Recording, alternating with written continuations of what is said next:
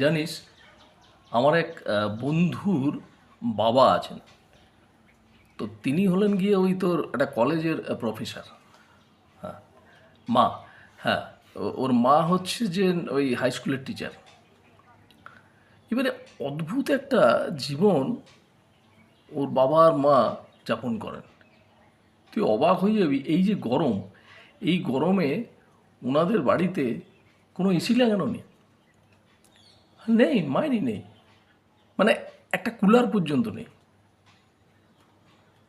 Cooler কি বলবো, একটা ফ্যান নেই, জানিস, একটা একটা fan fan fan fan fan নেই।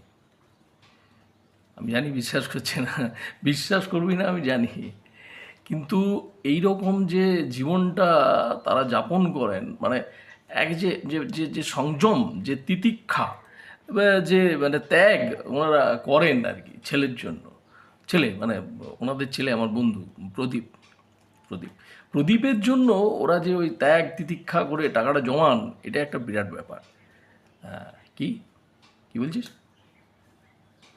সেই মহাপুরুষদের দর্শন করতে যাবি? না, সেটা সম্ভব হবে না, সম্ভব হবে না। কেন? ওনারা অনেক দূরে থাকেন, ও হবে না। কি মানে দর্শন করে একটু পায়ে ধুলো নিবি? পায়ে পায়ের ধুলো, পায়ের ধুলো নেবে, সে ঠিক আছে, কিন্তু হবে না তো, মানে ওনারা অনেক দূরে থাকেন, সেটা সম্ভব না। কোথায় থাকেন?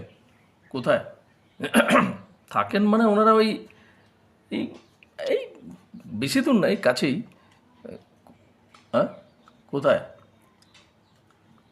না, বলতে কোনো বাধা নেই, বলবো না কেন?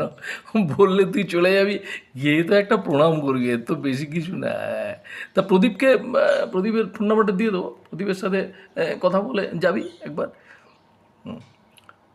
কোথায় থাকেন বলতেই হবে, মানে এখনই বলতে হবে? হ্যাঁ, ও, এখনই বলতে হবে, তা ঠিক আছে বলছি। মানে ওনারা আসলে ওই দার্জিলিংয়ে থাকেন, দার্জিলিংয়ে, মানে ওই প্রপার ওই ম্যালের কাছেই ওনাদের ওই একটা ফ্ল্যাট আছে।